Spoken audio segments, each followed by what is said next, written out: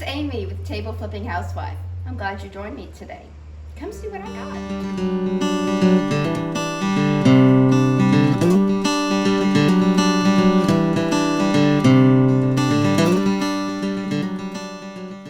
Hey guys, check out this dresser I got. Clearly it was originally French Provincial. Whoever restored this before I got it took the typical handles off and replaced them with these. This is an interesting story. I had a client pick up 2 side tables, and on her way she said, hey, could you use a dresser? I'm about to bring it to Goodwill. Would you like it? It needs a lot of work, and I no longer have an interest in doing that. And she sent me a picture of it, and I said, yeah, I'd love it. I love how I call this the birthday cake or the wedding cake shape, because it looks a little wider down here than it does at the top. She said when she got it, it was painted in this peeling latex paint. It's a hot mess. She had tried stripping it off of this drawer and even started to go down to some raw wood, and then she just lost interest. The drawers are very unstable. They are going to need some new drawer glides for sure, because they're about to fall out. We're gonna do something new for me. I bought the Wagner heat gun, and we're gonna use this, hopefully, to remove this paint. As usual, I removed the drawers and all of the hardware, saving the hardware in a container. Probably won't use it again on this piece, but I'll be able to use the hardware for something. Then the next thing I did was vacuum out the piece. It was incredibly dirty and dusty on the inside. And then I gave it a good scrub down with some warm water and Dawn dish detergent. Now that's a workout. I think this is probably the dustiest piece I've ever worked on. 2 things I want to show you that I noticed in the drawers. Someone with very good intentions had tried to reattach this, but they used the wrong screws, plus it cracked. I'll have to replace that. And they came through the other side, so I'll have to fix that. Then, so I guess this came undone, and in addition to putting in glue, they attached nails, but they came all the way through. So I'll have to fix that too. So, I guess the question is free worth it? I don't know. It's gonna be a lot of work. It's gonna take me a long time. It will not be a quick flip. I'll probably have to do pieces and parts here and there, among other projects. But I think it's going to be a real beauty. We're going to interrupt this video for a public service announcement. No, in all seriousness, if you are also restoring furniture, it would be a very good idea to make sure that you are current with your tetanus shots. Those boosters last 10 years. Because it is not uncommon for nails and staples to be exposed inside your furniture pieces. Or to find weird things. I found this rusted razor blade at the bottom of the dresser. Now, I didn't injure myself on this, but in several months back, I was scrubbing something clean, and there was an exposed industrial staple that I cut myself on, and it wasn't a bad cut, but I just decided I wasn't going to take any chances, and I went in. We couldn't tell when it was that my last tetanus shot was, so I just went and got another one. So it would be a very good idea to make sure you are also current, because accidents can happen, especially when you're scrubbing something, the interior of a piece, when you can't really see what you're scrubbing. So check those tetanus shots. I set out to protect my hands with these nice heavy gloves. I also put on my respirator, and then picked up this multi-purpose tool to help scrape off the paint.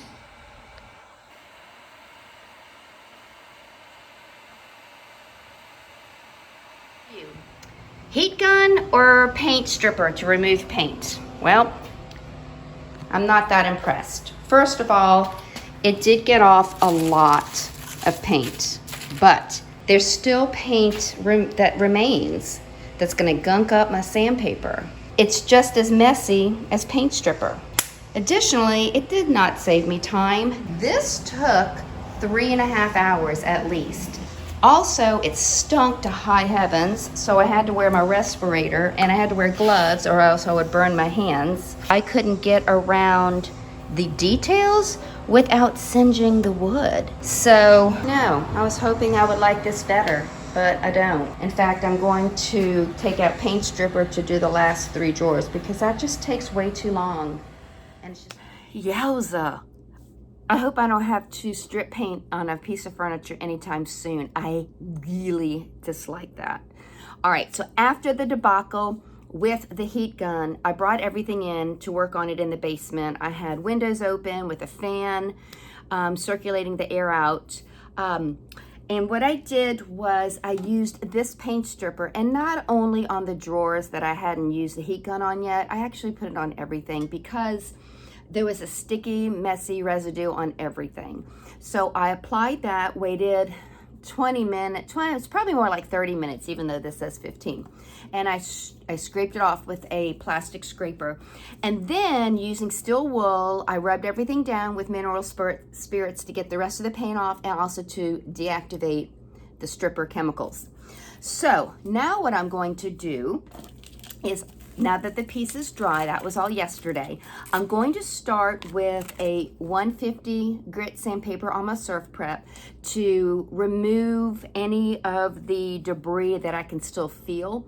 And then I'm going to switch to a 220 to smooth everything out. I imagine that it won't be until I apply the first coat of primer that I'm going to notice the areas that I've missed or will be missing, but that's okay. I'm going to sand off what I can to try to get that smooth finish before I prime. I love these Surf Prep foam pads because they help you sand around all these detailed beveled edges without compromising the shape. Now remember, if you have a rotary sander that uses Velcro to attach the sandpaper, you too can order some of these from Surf Prep online. I found that after sanding the drawers, I could take this multi-purpose tool and carefully scrape along the beveled edges, and that really helped me reach the bits of paint and stripper goo that remained that I wasn't able to sand off.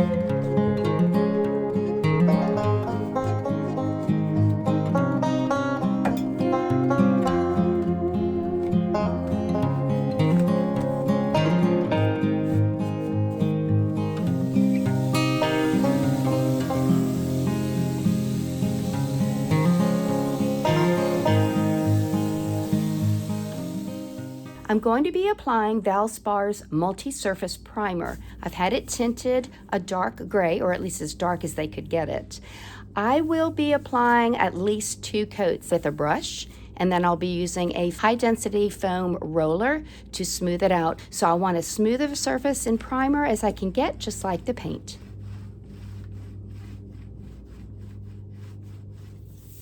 Since the top has a laminate surface, I'm scuff sanding it with 220 grit sandpaper, wiping it down with a tack cloth, and then priming it, at least the first coat of primer, with shellac.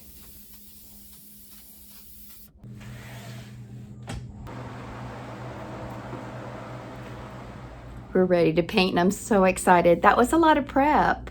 So between stripping and then scraping and then sanding and priming, then I didn't like at the very, very top, there were sections where some of the details in the decorative trim on the top were sanded off and showing in other places. I just sanded as much of that smooth along the top edge. But everything's ready to go. I wanted to do a different color, and I was thinking of a dark blue, but when I went to the store to look at the Fusion paint, I found this lovely. It's called Chestler. It's one of their new colors. It's a beautiful dark blue green. It's lovely, and I can't wait to start putting it on. Eee! So let's get started. Oh, it's so pretty.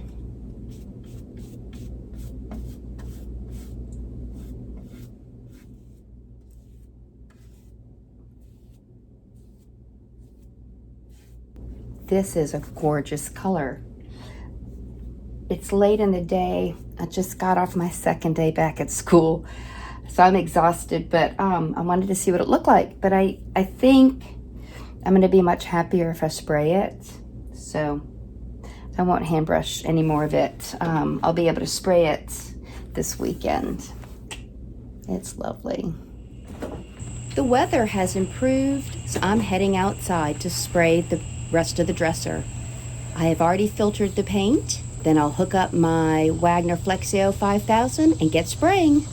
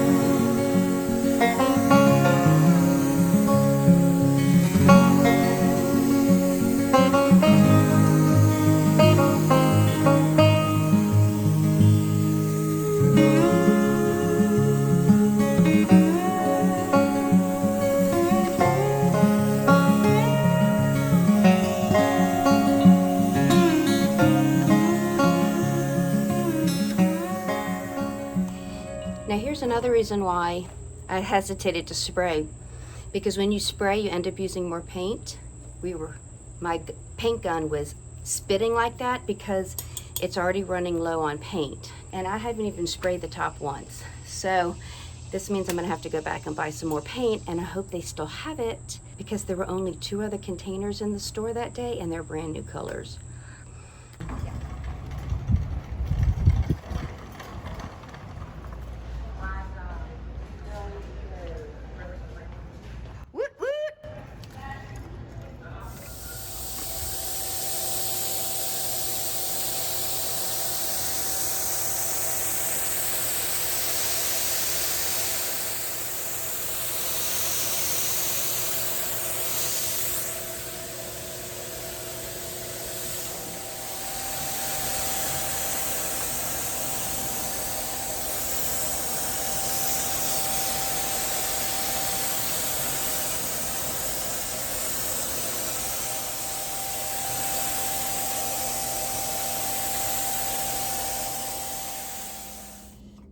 All right, so it's the following day.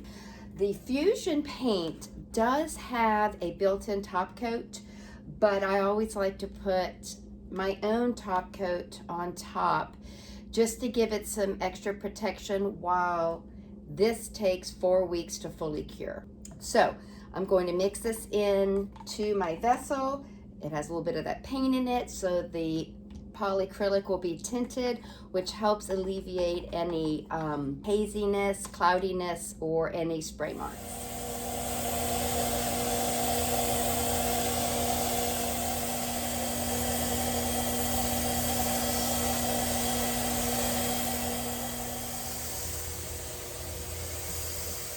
I picked up these drawer track guides off of Amazon. It came in a 20 pieces at 64 cents a piece. The original one is stapled in, so I'm gonna have to pry that off. But what I'm going to do is mark that hole so that I can line this one up in the right place, and then see if I can pry this off. All right, now these did not come with screws, so I'm going to try these sheet metal screws first. They are 8 by 3/8. I just have to make sure this doesn't go through the drawer. Yay, that was a good fit. All right, I'll put this one in, then I'll replace the other missing track guide as well. Now, as Murphy's Law would have it, after I attached the clip on the other drawer, I realized it doesn't fit. This opening here has to be bigger, so I'm going to use a heat tool to trim off some of this to open up that area. Now, I did this side already. I don't know if you can tell. I made this opening bigger than that opening. I'm going to do the same over here, but I just burned myself. This tool is extremely hot, and I forgot this part. The shaft is really hot too. I just put my fingertip on it and burned myself pretty bad.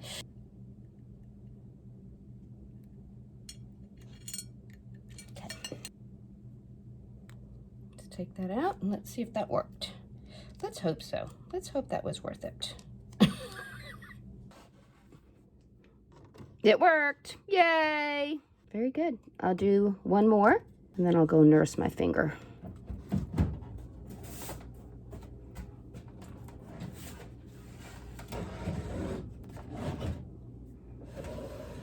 Satisfying. Let me backtrack. I purchased these gold handles from Rite off of Overstock.com. The challenge I had is that the existing holes in the drawers are 3 3/4 inch apart, and I couldn't find hardware that had the same distance between the two holes that I liked for this piece. I finally decided on this because this part would cover up existing holes. I decided I'm going to keep one of the existing holes and just drill this side. It's going to be a little bit off center, but it's the best that I can do. Let me show you what I did to help me figure out where the holes need to go. I pressed one side of the handle in ink, the other side of the handle in ink, and then I pressed it on the paper.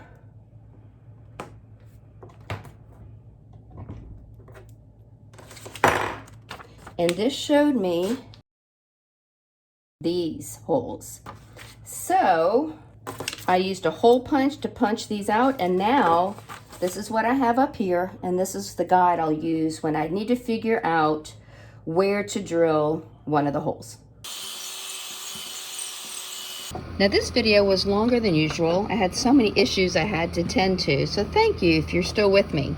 Now, if this is the kind of content that interests you and you haven't done so already, please subscribe to my channel and click that like button and leave me a comment below. I love to read and answer every one.